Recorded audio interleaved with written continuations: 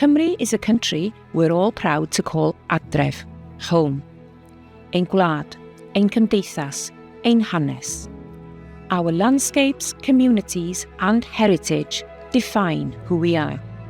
Ond mae'r byd yn newid. The world is changing. Our climate is warming.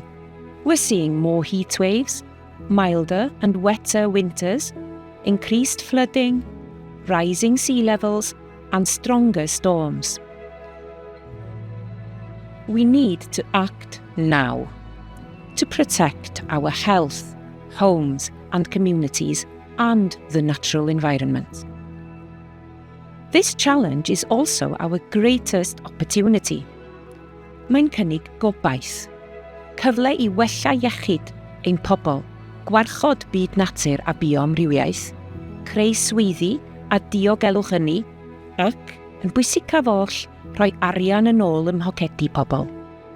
Drwy gyflymu'r broses o arbed costau trwy'r trawsnewidiad gwyrdd. Mae Cymru eisoes wedi cymryd camau beiddgar. Ni oedd y Senedd gyntaf yn y byd I ddatgan argyfwng hinsawdd yn 2019. Yma yng Nghymru rydyn ni wedi addo cyrraedd zero net erbyn 2050. Lleihau allyriadau fel nad ydyn ni'n rhyddhau mwy o nwyon tŷ gwydyr nac y gallwn ei tynnu allan o'r atmosffer. So, what are Wales's targets? Wales has milestones for 2020, 2030 and 2040, with a final goal of net zero by 2050.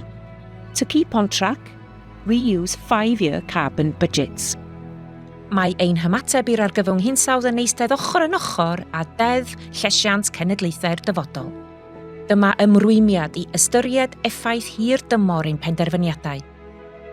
Felly, lle ydyn ni ar ein siwrnau? Yn newyddion da, rydyn ni wedi gwneud cynnydd sylweddol. Yn ein sector cyflenwi trydan, mae allyriadau wedi gostwng 56% ers 1990. In waste, we've cut emissions by 69%. And for industry and business, emissions have dropped 35% since 1990. Rydyn ni bellach hanner ffordd trwy'r degawd o weithredu a ddawsom. Dyma'r foment I gamu mlaen, nid arafu. Mae'r cyfleoedd yma, ynni glanach, swyddi newydd, cymunedau iachach. Industrial emissions in Wales mainly come from cement plants and refineries. These industries face some of the toughest challenges on the road to net zero. Decarbonisation here will take long-term action, from switching to cleaner fuels, to capturing and then storing the carbon these industries produce, to investing in new technologies. The priority is clear: protect existing jobs, build new green skills, and create opportunities so no one is left behind. To share more on this journey, we welcome Ben Burgraff, CEO of Net Zero Industry Wales. Net Zero Industry Wales has the ambition to position Wales as a leading clean energy transition hub and remain a cornerstone of the UK industrial base. We already identified a large volume of anchor projects in Wales that could be delivered in the next 5 to 10 years, which has a total estimated investment value of over £30 billion. I'm very mindful that the journey to net zero is not only for the big emitters. We are a country that makes stuff, but also that making of stuff is done by a lot of small and medium-sized enterprises. The decarbonisation journey or the journey to net zero can be quite daunting, but luckily there is support out there that can help businesses to kickstart the journey to net zero. Gwresogi a choginio sy'n gyfrifol am 97% o allyriadau tai, a bron I gyd yn carbon dioxide. Ond nid yw'r her yma just am gadw cartrefi'n gynnes. Mae'n ymwneud â gwella effeithlonrwydd yn ni, lleihau tlodi tanwydd a chreu gweithlu medrus I ddarparu tai carbon isel ar draws Cymru. Mae rhaglenni Llywodraeth Cymru fel NIS, Cartrefi Gwyrdd Cymru a'r rhaglen ôl-osod wedi optimeiddio yn helpu. Ond mae angen gweithwyr medrus, cyngor clir a chefnogaeth ariannol i berchnogion tai y landlordiaid wneud i hyn ddigwydd. Mae cynghorwyr fel y Pwyllgor Newid Hinsawdd a'r grŵp Her Zero Net Cymru 2035 wedi gosod blaenoriaethau clir.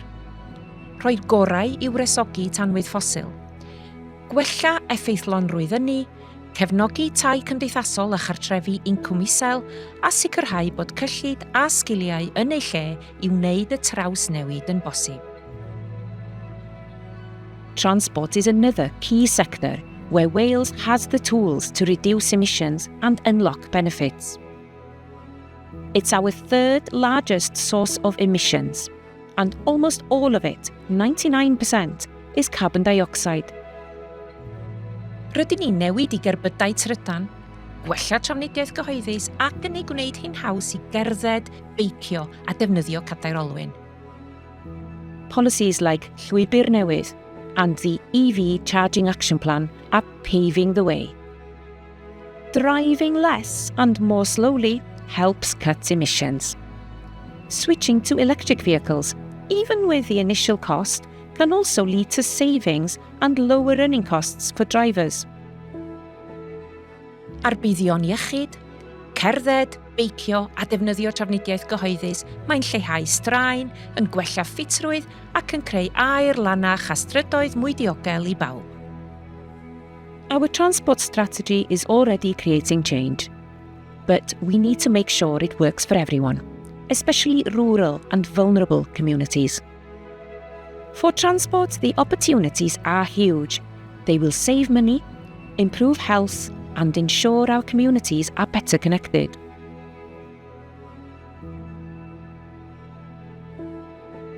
Mae ffermio ar tir yn ganolog i Gymru, ond mae nhw hefyd yn rhan fawr o'n stori allyriadau. Unlike other sectors where carbon dioxide dominates, emissions in agriculture are harder to reduce because they come from natural processes. That's why decarbonising land use is such a unique challenge. On one side, farming must adapt, healthier soils, smarter livestock practices, better waste management. On the other, land itself has the power to help us. Mae plannu mwy o goed yn gallu storio carbon, creu swyddi gwyrdd, cefnogi bywyd gwyllt a helpu efo llifogydd. Gyda pholisïau fel Deddf Amaethyddiaeth Cymru, y cynllun ffermio cynaliadwy newydd, rhaglenni coetir a chorsydd ac arloesi mewn technoleg amaethyddol, mae Cymru'n dechrau ail-linio'r ffordd rydyn ni'n ffermio ac yn rheoli tir. The impacts of climate change are one of the greatest threats to public health in the 21st century. Rising global temperatures put pressure on every part of our lives. But while the risks are real, tackling the climate emergency also brings huge opportunities to improve health and reduce inequalities. Now, to tell us more about the health impacts of climate change, we welcome Eirgain Powell from Public Health Wales. Felly mae lleihau ein allyriadau nawr a adeiladu gwell gwtnwch yn ein poblogaeth yn mynd i arwain at poblogaeth mwy iach a hefyd lleihau pwysedd sydd ar ein system iechyd sy'n golygu bod yr adnoddau'n gallu mynd tuag at y bobl sydd ei angen. Just as tackling climate change improves our health, it also strengthens the natural world around us. Mae amgylchedd glanach gwyrddach yn helpu i warchod bywyd gwyllt a chynefinoedd, adfer ein tirlun a gwneud Cymru yn gryfach i effeithiau cynyddol newid hinsawdd. Mae natur yn rhan o'r her ac yn rhan o'r ateb. I ddweud mwy, croeso i Clive Walmsley o Gyfoeth Naturiol Cymru. There's been a growing recognition internationally and also here in Wales of the importance of nature and the natural environment for addressing climate change. We know that nature is increasingly impacted by accelerating impacts, but biodiversity can also play an important role both in carbon mitigation and adapting to climate impacts. Climate action is also a critical part of tackling pollution. Pollution to our air, land and seas is not only harmful to nature and the environment, but also to our health. Changing temperatures and extreme weather also impacts farming and reduces its productivity, which has knock-on effects for food security, potentially. Adapting to the changing climate will not only make our natural environment more resilient, but will also help secure food, water and a safer future for the people of Wales. Nid yw gweithredu ar yr hinsawdd jyst amdanom ni, yma, nawr. Mae hefyd am y genhedlaeth nesaf. Bydd y plant sy'n tyfu fyny yng Nghymru heddiw yn byw efo'r penderfyniadau rydyn ni'n ei gwneud. Mae nhw'n heiddi dyfodol sy'n ddiogel, cynaliadwy a llawn cyfleoedd.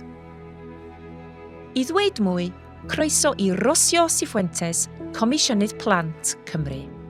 I've heard really strongly from children that they really care about their planet. We only have one planet and they're really worried about the changing climate.